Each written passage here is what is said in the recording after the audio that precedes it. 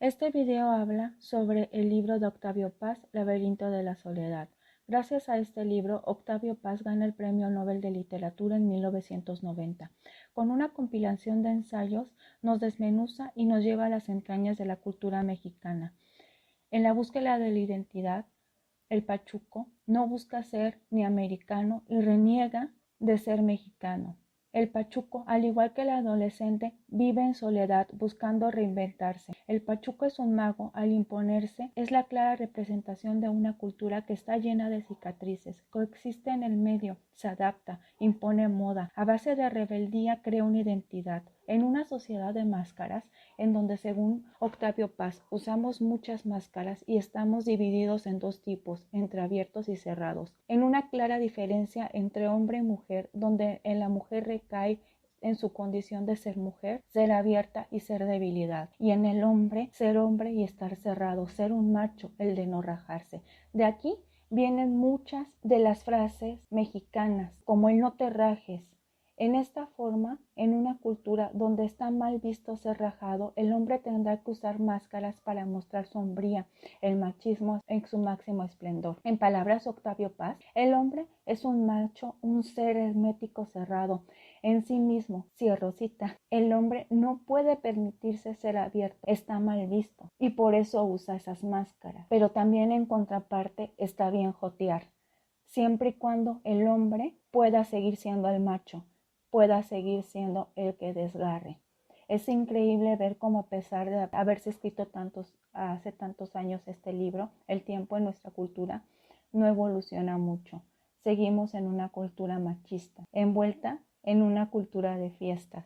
El solitario mexicano ama las fiestas y las reuniones públicas. Todo es ocasión para reunirse. Cualquier pretexto es bueno para interrumpir la marcha del tiempo y celebrar con festejos y ceremonias, hombres y acontecimientos. Somos un pueblo ritual y esta tendencia beneficia a nuestra imaginación tanto como a nuestra sensibilidad, siempre afinadas y despiertas. El arte de la fiesta, envilecidos casi todas partes, se conserva intacto con nosotros. En pocos lugares del mundo se puede vivir un espectáculo parecido al de las grandes fiestas religiosas de México, con sus colores violentos, agrios, puros y sus bailes, ceremonias, fuegos de artificio, trajes insólitos y la inagotable cascada de sorpresa de los frutos, dulces y objetos que se venden en esos días, en plazas y mercados. Así todos los santos, Día de Muertos, pasa a decir que en México las fiestas de todos santos y fieles difuntos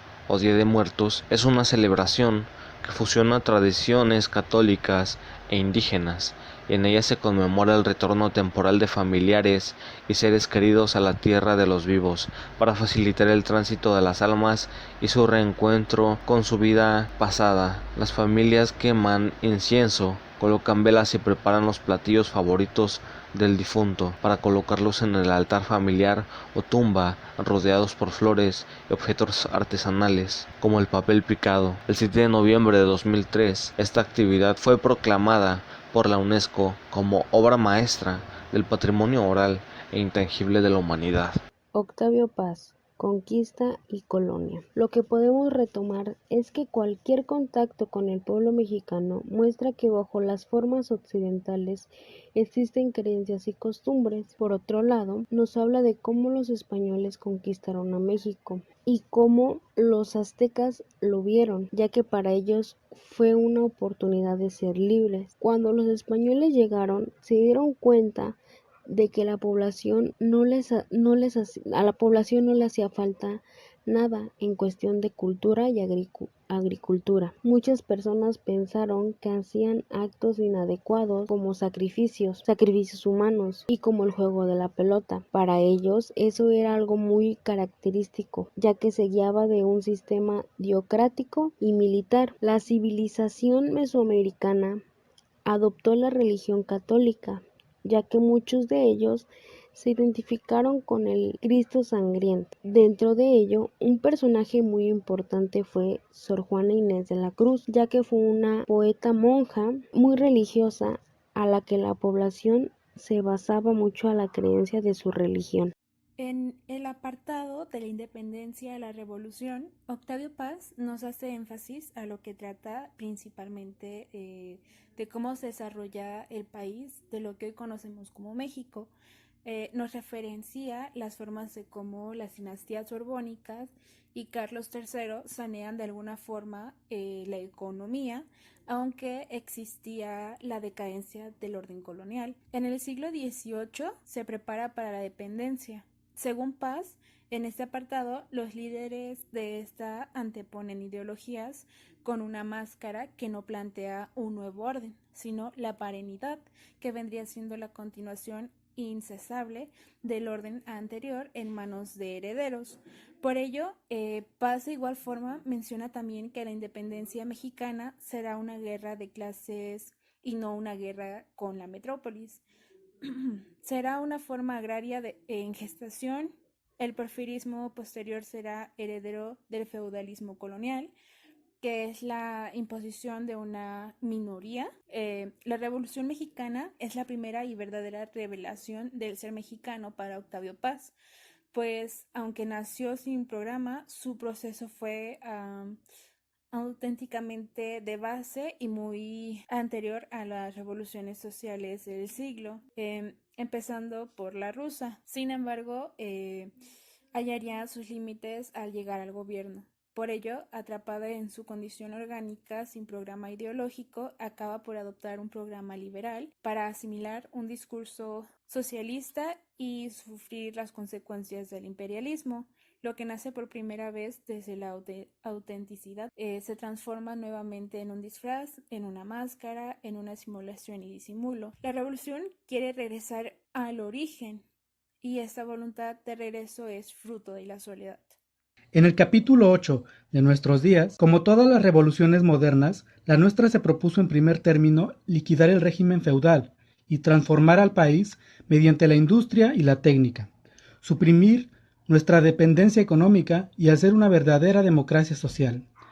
La Revolución Mexicana ha recreado la nación, ha extendido a razas y a clases que ni la colonia pudo hacer, pero no fue suficiente para crear un orden vital que fuese el fundamento de una sociedad justa y limpia, en donde ni siquiera hay una esperanza de comunidad, un mundo en donde los hombres no se reconocen con los hombres. Pues en lo económico, los pueblos son productores de materias primas de mano de obra barata, pues aún se debe conquistar lo que ya está conquistado. Pues a pesar de todo lo logrado, aún los campesinos viven en miseria y otros tienen que emigrar a los Estados Unidos como trabajadores temporales, pues las nuevas industrias han crecido con la rapidez necesaria, absorbiendo a la población sobrando, condenada al subempleo. La revolución no se limita a expropiar por redes de bancos o bases de créditos. En la época de Carranza se inició una alianza popular, en donde los obreros apoyaron a Carranza para tener una política más avanzada, pero la alianza cumplió con su misión y los gobiernos premiaron a los altos dirigentes con altos puestos públicos, pues seguimos siendo mundialmente un productor de materias primas con bajos precios. La Revolución Mexicana desemboca desde la historia universal, pues tenemos que ver la realidad, y la realidad es que vivimos en un país en donde se ejerce la voluntad de los poderosos. En este apartado que se llama La inteligencia mexicana por el autor Octavio Paz, nos habla que incurriría en una grosería simplificada a quien afirmara que la cultura mexicana es un reflejo de los cambios históricos operados por el movimiento revolucionario. Por otra parte, la poesía, en virtud de su misma naturaleza y de la naturaleza de su instrumento, las palabras tienden a siempre a la abolición de la historia, no porque las diseñe, sino porque las trasciende. Paz aborda en este capítulo el surgimiento y evolución de una nueva generación de intelectuales que acompañó el proceso revolucionario o que vivió la transformación, no sin contradicciones evidentemente, además de que surgieron toda clase de artistas e intelectuales al servicio de la revolución. Y bueno, por otra parte, Paz celebra la política educativa desarrollada por José Vasconcelos, secretario de Educación, quien impulsó importantes reformas y brindó los espacios para el desarrollo de las artes de inspiración popular y nacional, como el muralismo mexicano.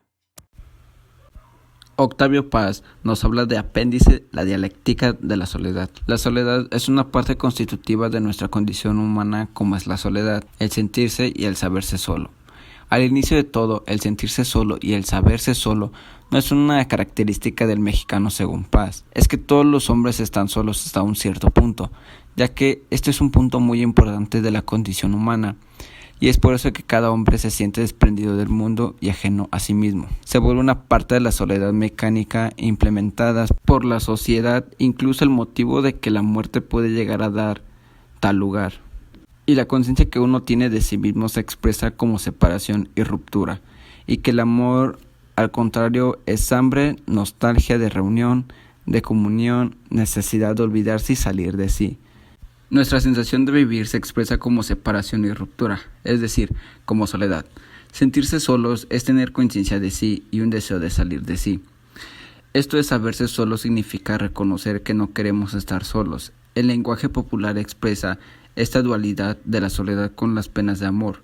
Sentirse solo es desear a la persona amada. Nacer y morir son experiencias de soledad. El amor expresa nuestro deseo, es una experiencia casi inaccesible. El amor es libre elección, pero en nuestra sociedad la elección amorosa es imposible. La sociedad confunde el amor con el matrimonio como una unión para crear hijos. La sociedad es un organismo que padece la extraña necesidad de justificar sus fines y apetitos. El dualismo de la sociedad es la afirmación y validación de qué es lo bueno y qué es lo malo, lo permitido y lo prohibido.